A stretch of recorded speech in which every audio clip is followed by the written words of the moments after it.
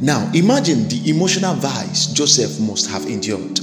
After his brothers beat him and sold him to human traffickers, Joseph watched as another painful deal was made. The Ishmaelites sold him to an Egyptian. He was separated from his family and his homeland. Joseph would have felt alone. This is a surprising place for a man, born into a family enveloped in promises, most notable of the closeness of God. We might be tempted to conclude from his circumstances that God was either angry with Joseph or had abandoned him altogether. Likewise, when we encounter difficulties in our life, we may think that God has disappeared or that he is displeased with us. But what if the trials were intended to reveal something else? What if God means to show us the preciousness of his love while strengthening our faith? Later in the story, we read these words: "The Lord was with Joseph." Genesis 39 verse 2. God had not abandoned him in the pit.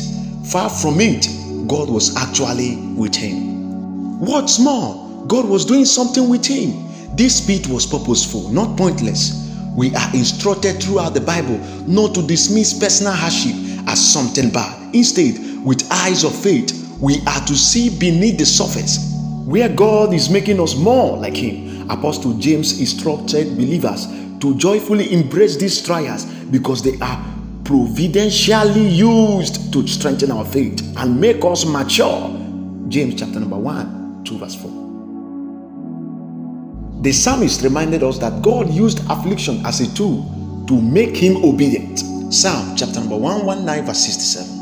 In Joseph's life, we see God working this type of change into him. Reading through the Joseph narrative, we are struck by the moral compass of this man. But where did he receive his training?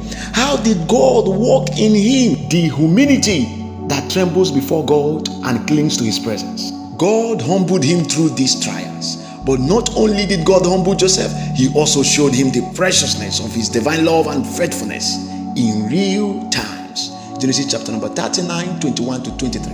Far from being abandoned by God in a pointless pit, Joseph was actually right where God wanted him to be.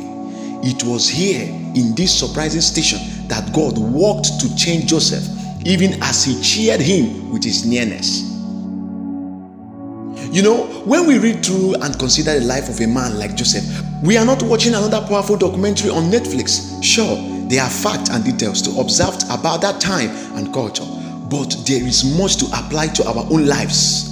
As believers, we are clinging to the same God who speaks to us through his word and promised to walk through our circumstances for his glory and our good. Romans 8 verse 28.